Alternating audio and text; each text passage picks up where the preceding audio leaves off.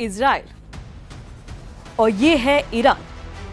Middle east के ये देश भारत से 4,532 किलोमीटर दूर है। लोगों के मन में अक्सर ये संशय रहता है कि दूसरे कॉन्टिनेंट के दूसरे देशों में जंग होने से भारत पर क्या ही फर्क पड़ेगा, लेकिन फर्क पड़ता है।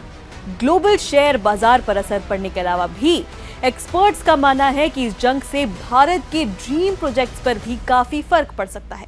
कैसे, आज यही जानेंगे इस वीडियो में। नमस्ते, मैं हूं रिया श्री और आप देख रहे हैं R Bharat. Iran Israel war से दुनिया में महंगाई की टेंशन फिर से बढ़ चुकी है।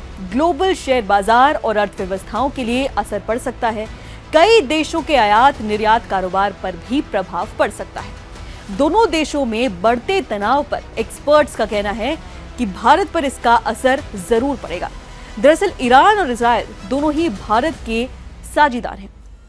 ऐसे में दोनों देशों के बीच संघर्ष का असर नई दिल्ली की ओर से चलाई जा रही कुछ पहलों पर पड़ेगा।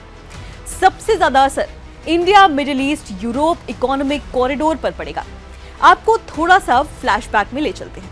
पिछले साल G20 शिखर सम्मेलन के दौरान इस गलियारे का ऐलान किया गया था।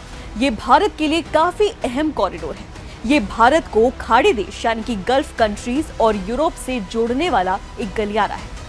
IMEC कॉरिडोर फिलहाल शुरुआती चरण में है।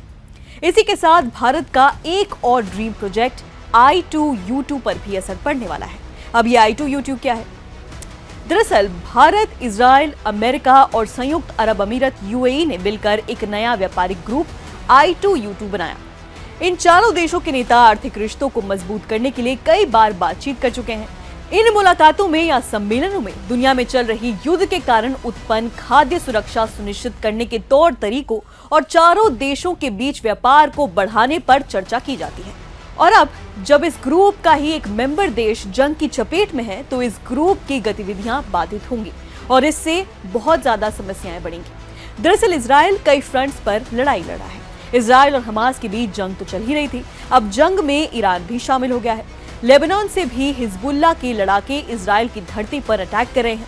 इस सब के चलते ऊर्जा, सुरक्षा और व्यापार के मामलों में भारत पर भी प्रभाव पड़ने की संभावना है। बता दें कि भारत ने ईरान के हमले के बाद तनाव कम करने, संयम बरतने और कूटनीति के रास्ते पर लौटने का आह्वान किया है।